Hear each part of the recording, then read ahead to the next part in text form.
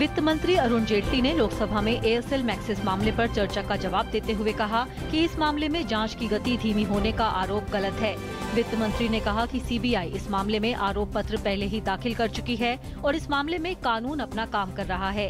साथ ही जेटली ने जोर देते हुए कहा कि कोई कितना भी पावरफुल क्यों न हो, दोषी पाए जाने पर उसे बख्शा नहीं जाएगा। ईपीएफ निकालने पर लगने वाले टैक्स के बारे में वित्त मंत्री अरुण जेटली ने कहा कि संसद में चर्चा के बाद ही सरकार इस पर कोई टिप्पणी कर पाएगी। भारत व्यापार और उद्योग संघ के प्रतिनिधियों से मुलाकात के दौरान वित्त मंत्री ने कहा कि जहां तक ईपीएफओ का सवाल है तो सरकार का मकसद राजस्व बढ़ाना नहीं बल्कि भारत में सामाजिक सुरक्षा को मजबूत करना है। सुप्रीम कोर्ट ने महाराष्ट्र सरकार को राज्य के सभी डांस बार को 15 मार्च तक लाइसेंस जारी करने के आदेश दिए। इसके साथ ही कोर्ट ने बार के अंदर सीसीटीवी कैमरा लगाए जाने की अनुमति देने से इनकार किया। राज्य सरकार ने सुप्रीम कोर्ट में हलफनामा दाखिल कर कहा था कि सीसीटीवी लगाना निजता के अधिकार का उल्लंघन नहीं है। सुप्रीम कोर्ट ने समाजवादी पार्टी के प्रमुख मुलायम सिंह यादव और शिवपाल यादव को इटावा के चौधरी चरण सिंह डिग्री कॉलेज के लिए 100 करोड़ रुपए जारी करने के मामले पर जवाब देने के लिए कहा। सुप्रीम कोर्ट ने जवाब में देरी होने पर नाराजगी जाहिर की है। पाकिस्तान के जलालाबाद शहर स्थित भारतीय वाणिज्य दूतावास के पास बम धमाके और गोलीबारी की आवाजें सुनी गई। हमले के बाद भारतीय और पाकिस्तानी कॉन्सुलेट से लगी सड़क को बंद कर दिया गया। विदेश मंत्रालय ने ट्वीट कर दूतावास के सभी कर्मचारियों के सुरक्षित होने की जानकारी दी है। बिना सब्सिडी वाला एलपीजी गैस सिलेंडर 61.50 रुपए सस्ता हो गया है। वहीं सब्सिडी वाले रसोई गैस की कीमत में सिर्फ 9 पैसे की कटौती हुई है।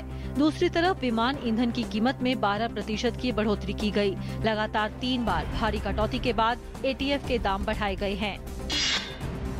तेजाब कांड में फंसे आरजेडी के पूर्व सांसद शहाबुद्दीन को पटना हाई कोर्ट ने बुधवार को जमानत दे दी। 2004 में बिहार के सीवान में 2 भाइयों की हत्या के मामले में शहाबुद्दीन का नाम सामने आया था। इस मामले में निचली अदालत ने पूर्व सांसद को दोषी ठहराते हुए उम्र कैद की सजा सुनाई थी, जिसके खिलाफ उन्होंने पटना हाई कोर्ट में अपील की थी।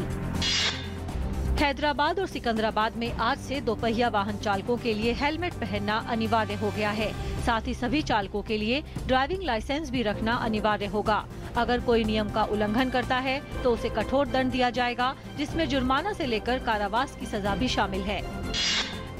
अमेरिकी राष्ट्रपति चुनाव की दौड़ में रिपब्लिकन डोनाल्ड ट्रंप और डेमोक्रेट हिलेरी क्लिंटन अन्य प्रत्याशियों के मुकाबले काफी आगे निकल गए हैं। कई राज्यों में हुई सुपर ट्यूसडे के प्राइमरी चुनावों में दोनों ने बड़ी जीत हासिल की है। दोनों ने अब तक 7 राज्यों में जीत हासिल की है। ऐसे में माना जा रहा है कि राष्ट्रपति पद के लिए आखिरी मुकाबला इन्हीं दोनों के बीच होगा।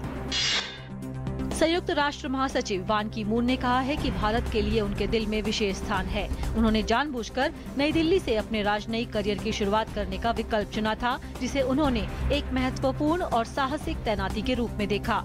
नेटवर्किंग साइट लिंक्डइन पर लिखे एक लेख में बान ने ये बात कही। 75 अरब डॉलर की कुल संपत्ति के साथ माइक्रोसॉफ्ट के सह संस्थापक बिल गेट्स ने दुनिया के सबसे दौलतमंद व्यक्ति का तमगा बनाए रखा है। फोर्ब्स पत्रिका ने वर्ष 2016 के अरबपतियों की वार्षिक सूची में 84 भारतीयों को स्थान दिया है, जिसमें रिलायंस इंडस्ट्रीज के मुखिया मुकेश अंबानी 36वें स्थान के साथ शीर्ष पर हैं। गेट्स लगातार तीसरे साल इस सूची में पहले स्थान पर हैं। फोर्ब्स की इस वर्ष की सूची में 1810 अरबपति हैं।